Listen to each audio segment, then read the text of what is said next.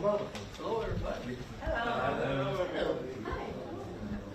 It's been 2 weeks since I've been here, sir. Are we ready? We have no light. It's okay. לא יהיה. לא יהיה. אז מה, פשוט לתפוס איזה אחד בדיוק, חבר'ה פשוט תפתחו, תעשו גאים. מה? כן, רק טוב, שים טיפה לרדת עוד שם. Can you see me? Yeah, of course. Can you hear me? The first line, the guy in the first line, I see your head. Thank So you. that's up. מצוין. Great, thanks. בסדר, עזבו. You ready? Yes, Thumbs up back there. thank you. Thumbs up from everyone, okay? Well, I'm Senator Lindsey Graham from South Carolina. I'm back. I come here every 2 weeks where I need to or not.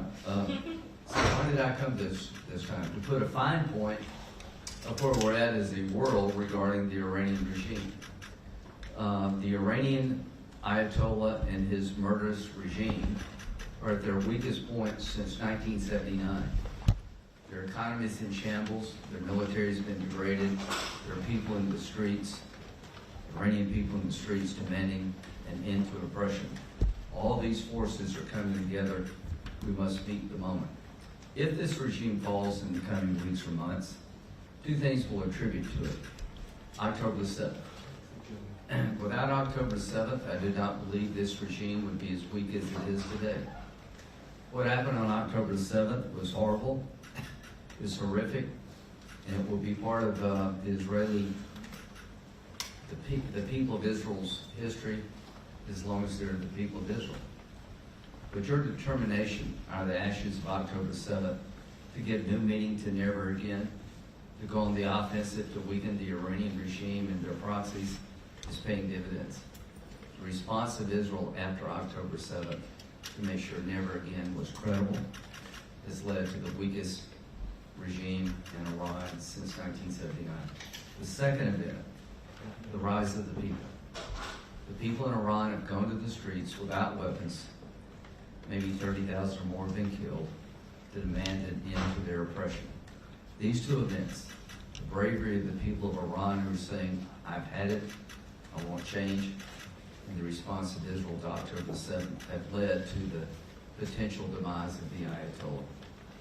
I can't think of a more satisfying event for me personally than see the good people of Iran to be able to get their country back, to live in a place where they didn't have to worry about their daughter being murdered because she didn't wear the headscarf right on a bus, being able to be part of the world, not isolated from the world, being able to embrace the light and not be overshadowed by the darkness.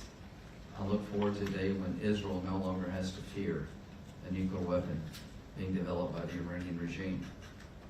The best answer to all the problems created by Iran is regime change. The best answer is for the people to take the place of the Ayatollah. I do not believe they're in the streets to build more nuclear weapons. I think they're in the streets to have a better life. I don't think they're in the streets to purify Islam and destroy Israel and come after us to praise Satan. They're in the streets to have normalcy in a life that's not normal. So my view is the risk of regime change is real. There are unknowns, but let me just say this. I'm willing to take that risk. I think the Iranian people have the potential to be a great ally of the United States, Israel, and the region. I think the Ayatollah, as long as he's alive and around, will be chanting death to America and will be trying to enact a religious agenda of purify Islam, destroy Israel, come after us. He's a religious Nazi. Hitler wanted a master race. The Ayatollah wants a master religion. And we're not going to give it to him. We're going to fight back. To the brave people of Israel, I know you're hurt very hard, very wide, and very deep on October 7th. Here to tell you we're on the verge of eliminating the largest state-sponsor of terrorism in the region. And with the fall of Iran comes the fall of Hezbollah, Hamas, the Houthis. The real effect is enormous. Normalization becomes far more likely. If the Ayatollah survives, God help the region. So my presence here today is to reassure the Israeli people there is no light or gaps between President Trump and Bibi about what to do and how to do it. There are two lines in the water right now. One's a diplomatic line, trying to find a way to end this regime diplomatically that will advance our national security interest. The other line is the military option. I think President Trump is looking for which line can catch the biggest fish. Bottom line is we're into weeks, not months, in terms of decision making. The Iranian people are hanging on. I attended a rally of 250,000 people in Munich. It's one of the most satisfying experiences of my professional life. To have 250,000 people want to know who I was and appreciate what I was doing. Apparently, I'm commonly referred to as Uncle Lindsey in Iran, and apparently that's a good thing. But this hat, "Make Iran Great Again," says a lot in a very few words. By the way, the idea of making Iran great again hat came from Morgan Ortegas, who's not with us, but she thought this would be a good branding, and she was right. And this hat one day will go to Tehran, and I look forward to delivering it to the people of Tehran. And President Trump, when asked about what this hat means and says, he said, I think what Senator Graham is trying to say is that the best way to make Iran great again is through the people, not the Ayatollah. I think he's right. So my hope is that in the coming weeks, if we can't find a diplomatic solution, that we engage in a great endeavor, supporting the people of Iran, demanding their freedom and the end of their oppression. We have military capabilities second to none. There is no more clever nation on the planet than Israel. There's no more powerful nation on the planet than the United States. As to the Iranian regime, you're weak because of your ideas. You're weak because of the way you treated your people. You're weak because you're evil. Eventually, good will replace evil in Iran. To those who may participate in this endeavor, God bless you. God keep you safe, if that day does come. Could our soldiers be hit in the region? Absolutely they could. Can Iran respond if we have an all-out attack? Absolutely they can. I think the risk associated with that is far less than the risk associated with blinking and pulling the plug and not helping the people as you promised. We told them to go back in the street, keep protesting, help us on the way. We have to be good to our word. So this trip is a special trip for me. It's putting a fine point on something I've been working on for over 2 years. I leave from here to go to the United Arab Emirates. Bibi wanted me to tell the press that he's amazed by the level of cooperation and the significance of the partnership of the United Arab Emirates with Israel. That NBC has done everything asked and then some. That they've been a stalwart partner, a reliable partner under difficult circumstances. And I want to go there tomorrow and acknowledge NBC's leadership and suggest that America improved its capability to defend the United Arab Emirates and the region. I will then go to Saudi Arabia.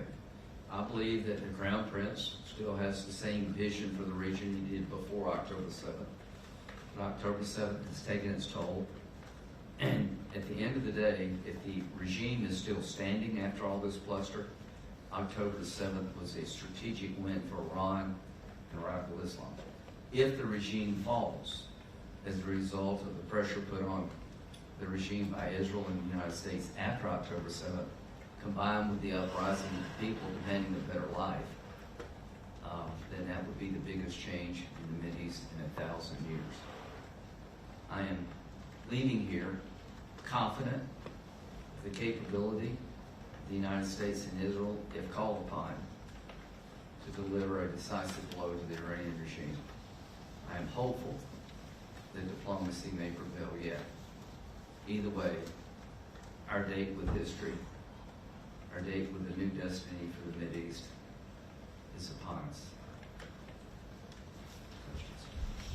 Good evening, Mr. Senator. Anna Barsky, my newspaper. I have two questions, please. After your meeting with Prime Minister Netanyahu, are United States and Israel fully aligned on the next steps regarding Iran? Yes. One more question. Yes. President Trump said he's giving the talk 1 month. When the month ends, And if there is no full agreement, should the United States shift to military pressure? President Trump is very good at making sure people don't play him by giving them deadlines. He did that with Hamas, he did that with Iran. I think we may see that now again with Iran. Bottom line is, I don't mind diplomacy as long as it's done in a way to get the outcome you want. I know President Trump is allowing his diplomatic team to keep engaging, which I support, but he also has on the table another option. That Gerald Ford is steaming this way. I don't think they're just going for better weather. So time will tell what happens. President Trump has done a masterful job, I think, of weakening the regime without getting us, the United States, further entangled in bigger wars. Israel's done an incredible job after October 7th to give new meaning to the term never again by going after the enemies of Israel wherever they reside in the most clever way and, quite frankly, sometimes the most brutal way. That's what it takes to survive in this region. Yes, Senator Graham, hello and thank you. These are subsequent outlets. Two questions as well. One on Gaza, please. We hear that the United States tends to take a step-by-step approach towards the disarmament of Hamas. Can you confirm that and how? I don't know. I know that the president has told me, President Trump, that if they don't disarm soon, then they're playing a game. So I don't know if we put Hamas on a time limit, time clock. I wish we would. Disarm or else in X amount of days. That seems to be the best way to get results around here. Do I think Hamas will disarm without being made to do so? No. Do I think there's a regional force in the region that can come in and disarm Hamas against their wishes? No. I think it's either going to take pressure to get Hamas to disarm from the region, or Israel's going to have to go back in and wipe them out. The sooner we get an answer to those questions, the better. I don't see how you develop Gaza in a real meaningful way if you still have elements of Hamas armed within the area. You know, it's hard to sell a condo for, say, $3 million with a good ocean view if right down the road there's a neighborhood controlled by Hamas. That's not an investment I would want to make. And the second question, if I may, the West Bank. So The West Bank and Gaza have to be part of any solution. I mean the annexation steps, the steps towards annexation that the Israeli government has taken. Well, I'm hoping how is it playing with the White House? I'm hoping, the plan was to get Hamas to disarm. That's been months ago. They're clearly not interested in disarming. The pace of this is slow. I get it. Border peace, maybe it works, but I know that you'll never have peace in the Mideast with Hamas under arms. You'll never have a solution to the problem of terrorism that Israel faces till Hamas is no more politically or militarily. Joe Brown, I-24 News. Thank you very much, Senator Graham. So you say that there's no light between what President Trump and Prime Minister Netanyahu want. That's what he told me.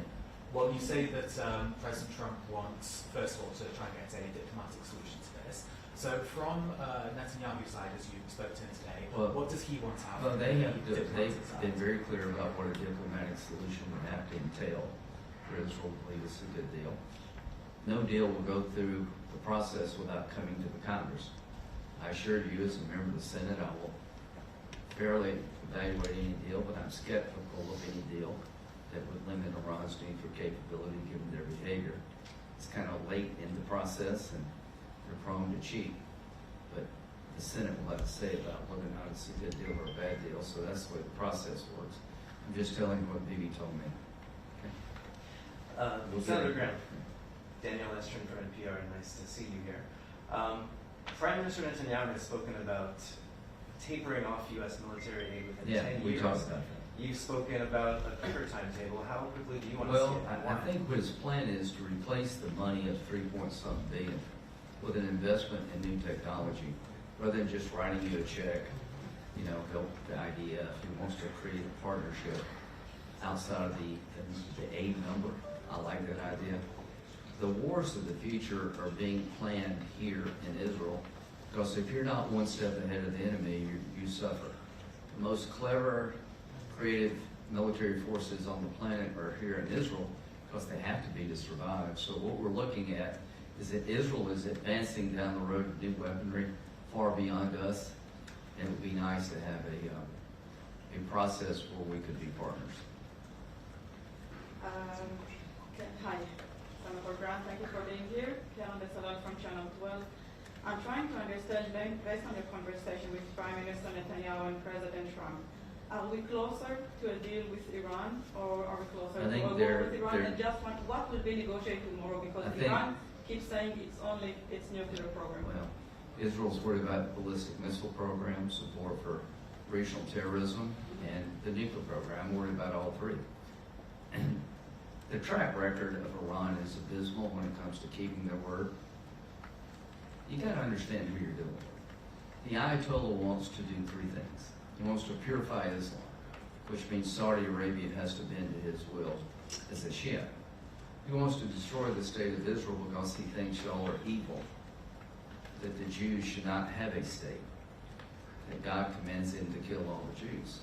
He wants to come after the United States, my country, because we're infidels. Well, I believe he believes all three. I believe if he had a nuclear weapon, he would use it to advance his religious cause. Israel can't afford to be wrong about this. So when I look at the Ayatollah, I take the man at his word. He's a religious Nazi. And the answer to, controlling religion, no. The answer to insisting that the United States bend our will to that of the Ayatollah, no. Senator Graham, questions, please. You mentioned you're going to Saudi Arabia. Are you concerned with what some Israeli officials and some U.S. Jewish organizations have raised as anti-Semitic stance that Saudi Arabia has been I'm concerned about some of the rhetoric being directed toward the United Arab Emirates. The one takeaway from my visit to Israel is how the Israeli leadership and the military and the civilian side have such high opinions of MBZ as a leader and UAE as a country. It's just everybody wanted me to know that these people, in the United Arab Emirates and MBZ have been a trusted and great ally. I've gotten to know MBS pretty well. I think his vision for the region of integration and economic growth and AI dominance can only happen with the region not on perpetual fire. As long as the Ayatollah is around, he's up to no good. If the regime does collapse because of the demand of the Iranian people, then I think this region will explode in a good way. If the Ayatollah is still standing, it will explode in a bad way. But if we do answer the call of the Iranian people to help them in their time of great stress, and the regime falls, I think we have a tremendous opportunity nobody could even dreamed of a couple of years ago. And another question. President Trump recently called Israeli President Herzog disgraceful for not yet pardoning Prime Minister Netanyahu. Well, I'll leave that up to President Herzog. I hope they can resolve that issue. But one thing that President Trump said Saturday, do you want regime change in Iran? He said, well, it seems like that would be the best thing that could happen. For 47 years, they've been talking and talking and talking. And in the meantime, we've lost a lot of lives. So let's see what happens. I think that's a great description for where we stand with Iran. Do you think the Prime Minister should be granted a pardon? Huh? Do you think the Prime I'll Minister should leave be that up to granted a people pardon? here. It seems to me that all the attention, I don't know what your legal system's like, but for a defendant to have to go and talk for 2 years about a case is a bit odd. Laha Markov, Jewish Insider. Do you actually think that diplomacy with Iran could lead to the fall of the regime? I think why I would they support the idea of getting the right outcome, and the diplomacy lines in the water. I think it will bear fruit. Well, based on the behavior of the regime in the past, no, but maybe this is a new time. We won't know till we try. If diplomacy does not succeed, how do you bring about regime change? Is it taking out the Ayatollah militarily? Well, I think the regime will collapse with sustained pressure. It's so weak. You know, they fly F-14s. A lot's happened since Top Gun 1. So, the Air Force is a great movie, but it's made in the 80s. So I don't like their chances in the sky. They have a lot of ballistic missiles that could hurt us. They could do damage to Israel. But every day that goes by in the war, they get less capable. We get more because we have such a dominant advantage. There is risk associated with taking the regime down militarily. But the risk compared to the risk of doing nothing is small. When you were in Munich, you were alongside Reza Pahlavi, the Crown Prince of Iran. Do you think that he would be the right person to come in if there is a... I think he'll be one of the right people, but the right person or the right groups will be chosen by the Iranian people. You know, everybody asks me, what happens next? Well, I don't think the Iranians are in the street and say, we'd like to be oppressed more. It seems to me they want less Ayatollah, not more Ayatollah. Doesn't seem to me that they are out in the streets to build a nuclear weapon and blow everybody up. Seems to me they're out in the streets to just demand a better life, better food, better housing, better living conditions. Not living in a country so wicked and, you know, sick, really. Nothing describes the darkness better than the Iranian regime under the Ayatollah. Nothing explains the light better than the protesters in Iran and the IDF and associated groups who've taken the fight to radical Islam after October the 7th. They represent, I think, the best in humanity. Okay? Can military option alone can honestly overthrow this regime? Do you honestly believe that the military option by itself can overthrow this regime? I think what will happen in the regime is it will lose its power to maintain its hold over the people. How do you do that? You kill the people who do the killing. See if the next guy wants to volunteer, knowing what happened to the one before.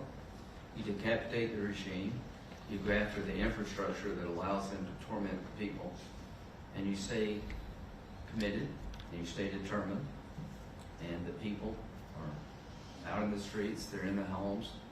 I think we have a wonderful opportunity, a magical opportunity to end the terrorism caused by the Ayatollah's regime. Again, two things. The response of Israel after October 7th has gotten us to this point because they've been pounding the hell out of Iran. And the people now are in the streets demanding a better life.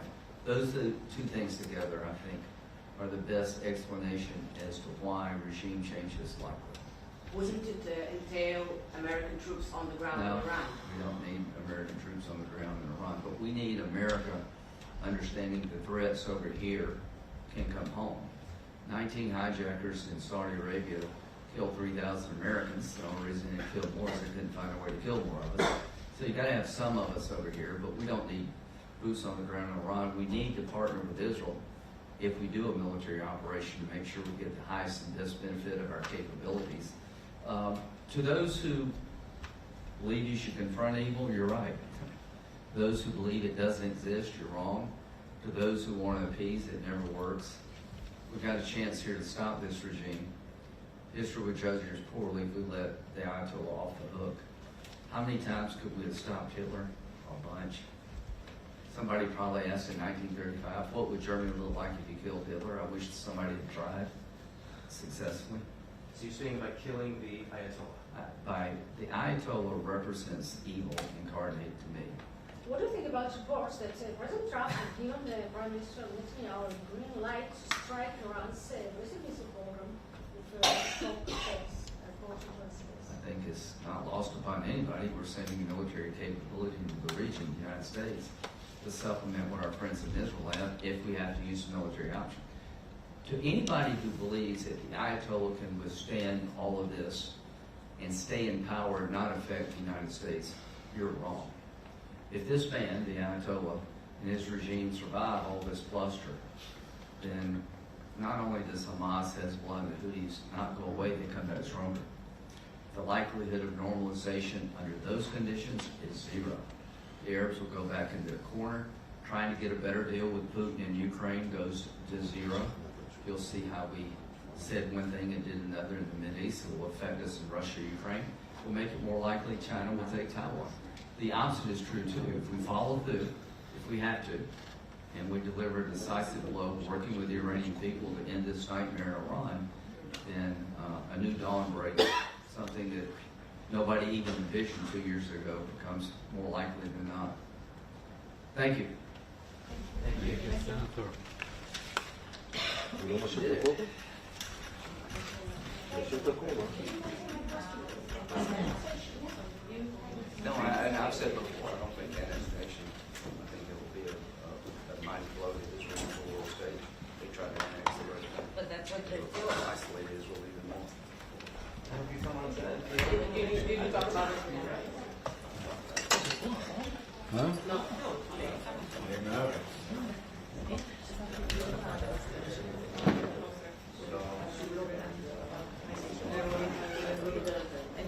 That's tough, guys.